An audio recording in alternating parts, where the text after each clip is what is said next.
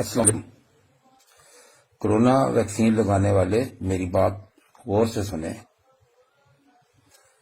میں corona vaccine لگوا کر جب گھر واپس آیا تو مجھے دھندلا نظر آنا شروع ہو گیا، خاصی پریشانی ہوئی۔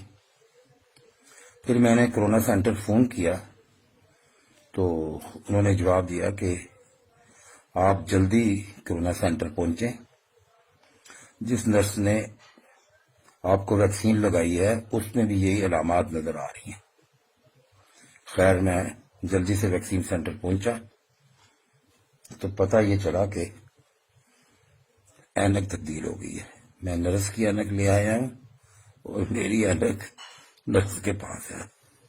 تو جب آپ ویکسین کروانے جائیں تو احتیاط سے اپنی اینک واپس لے کے رہیں۔ شکریہ۔